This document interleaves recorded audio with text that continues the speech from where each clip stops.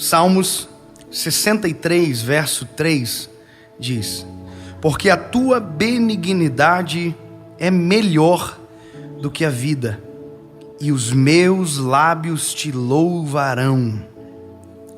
Salmos é extremamente poético, são canções.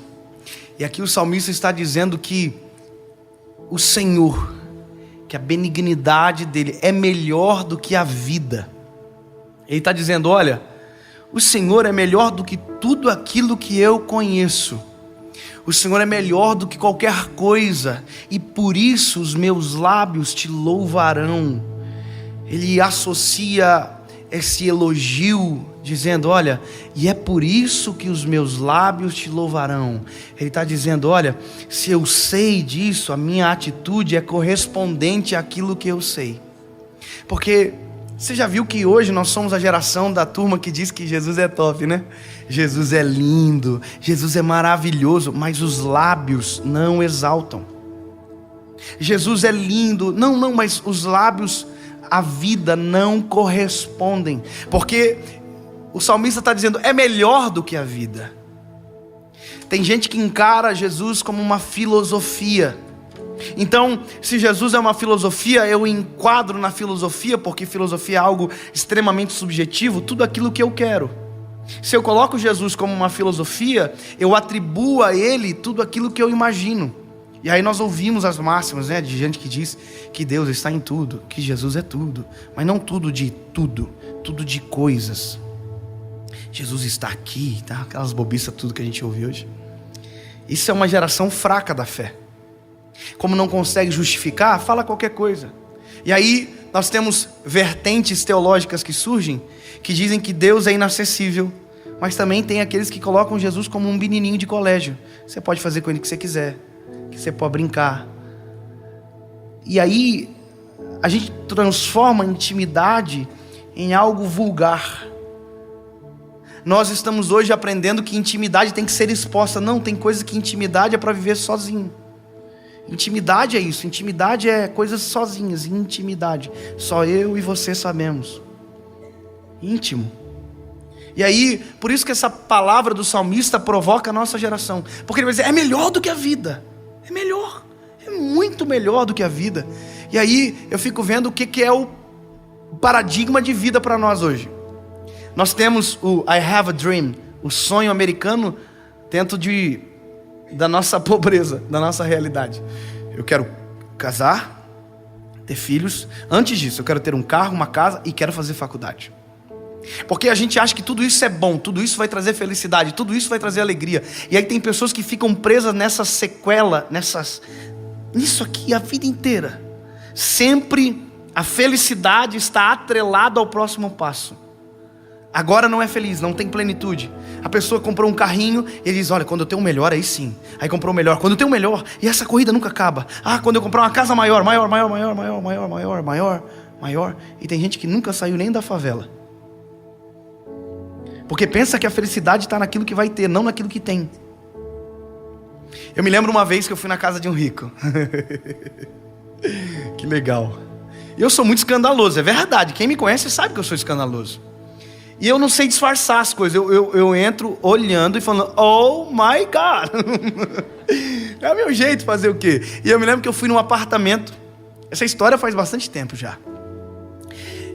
E eu era mais pobre que o normal ainda naquela época. Então eu estava mais impressionado ainda. Eu me lembro que eu fui num apartamento duplex. Uau. Eu nem sabia que apartamento até aquele dia tinha 2 andares.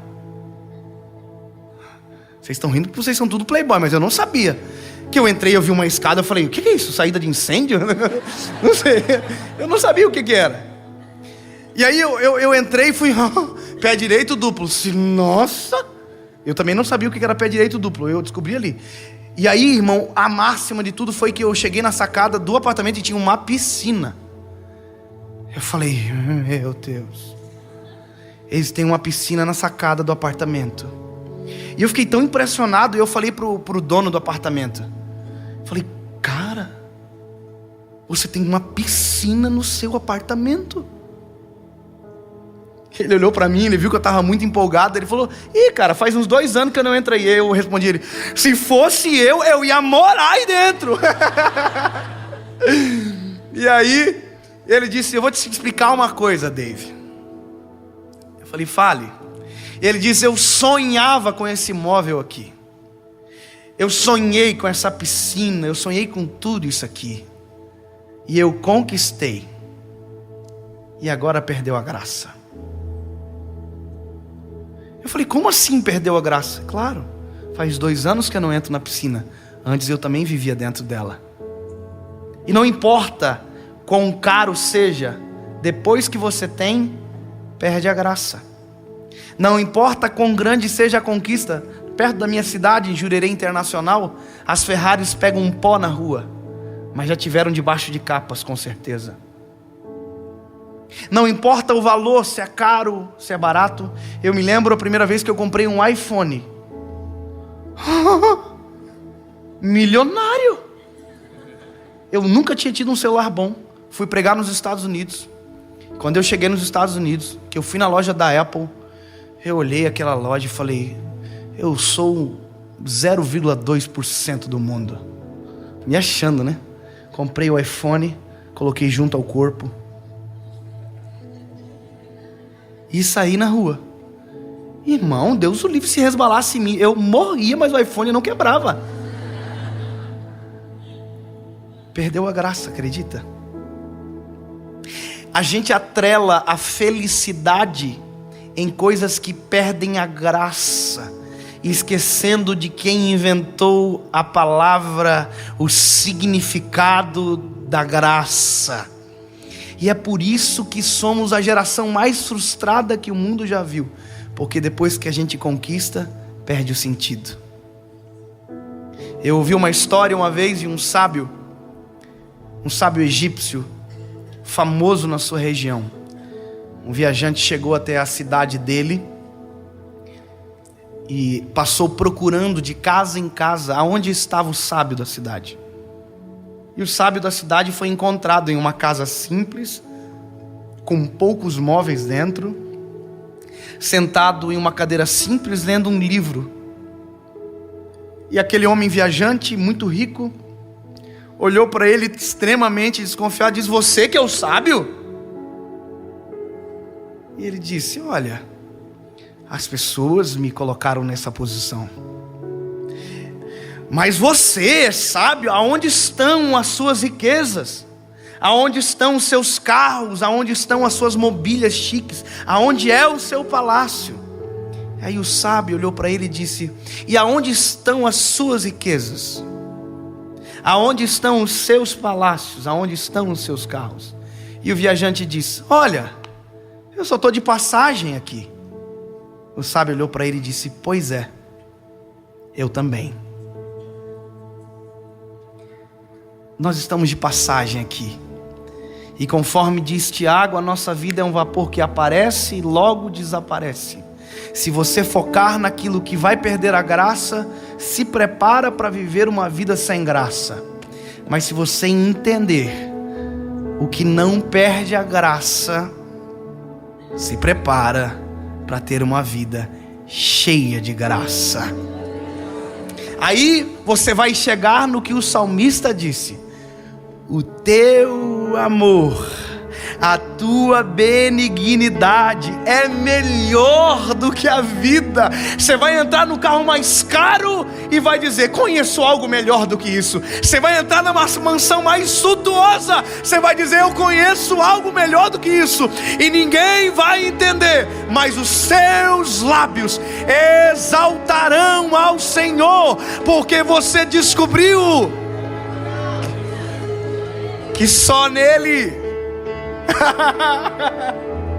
só nele, só nele eu conheço pessoas felizes que não têm um centavo, e conheço pessoas depressivas milionárias. Sabe o que isso me diz? Encontre o significado para ser feliz, e então seja. Está na palavra: o teu amor é melhor. A tua benignidade graça, a tua presença, o teu sacrifício, a tua vida, aquilo que o Senhor fez por mim é melhor do que tudo que eu conheço, é melhor do que tudo que eu sei, e é por isso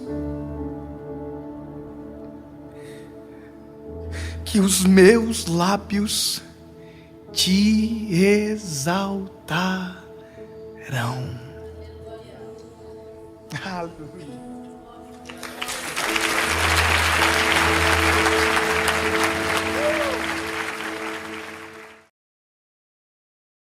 무슨 상관이 있는 걸까요? 다음날 딘남, 방송국에서는 흥민틴, 홍민신, 이 학교 친구들을 괴롭히고 시험 부정행위를 하고 흡연하고 술을 마시는 등 자행한 일들을 문서로 모아 담임 선생님에게 보냈다. 담임 선생님, 침묵하세요. 대답하는데 오랜 시간이 걸립니다. 동급생은 좋은 학생이며 친구를 돕는 방법을 알고 있습니다. 대학 입학시험을 치른 후 부모님은 일 때문에 해외로 이사하셔야 했습니다. 물론 그녀도 성실함과 솔선수범의 발걸음을 따라야 합니다. 헤어지자고 제안했다. 어쨌든 당신은 나를 별로 좋아하지 않죠? 얘야, 역사책에 나오는 작별 선물, 내가 제일 좋아하는 인간, 그 사람이 제일 좋아.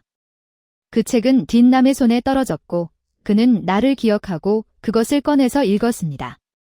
그녀는 떠나려고 몸을 돌렸지만 몇 미터를 걷다가 재빨리 달려가 그의 허리를 꼭 껴안았습니다. 우리 아직 다시 만날 기회가 있잖아요. 그렇죠? 아니 티남 씨. 원래는 등을 쓰다듬을 생각이었지만 결국에는 순조로운 여행을 기원했습니다. 뜻하지 않게 눈물이 났다. 며칠 후 그녀의 가족은 모두 독일로 날아갔습니다. 딘남역에서의 고등학교 생활도 끝났다. 딘남역은 소셜 네트워크에서 사생활을 공유하는 것을 좋아하지 않습니다. 하치 여사의 다채롭고 다채로운 개인 페이지에 비하면 그의 세계는 완전히 평화로운 호수 표면처럼 보일 수 있습니다. 따라서 그의 옛 동급생들은 그의 현재 상황에 대해 거의 아무것도 모릅니다. 대학을 졸업한 후에도 그는 계속해서 학사, 석사, 박사 학위를 취득했습니다. 결국 그는 CC에 머물면서 일하기로 결정했다. 첫째, 아버지의 연구소가 여기에 있기 때문이다. 둘째, 어머니는 외로움을 매우 두려워하는 분이기 때문에 어머니에 대해 별로 자신감이 없습니다. 그래서 그들의 가족은 또 다른 개를 키웠습니다. 취업 준비를 위해 대학에 입학한 첫날, 그는 우연히 램 서즈데이를 만났습니다. 그녀는 머리를 길게 기르고 얼굴,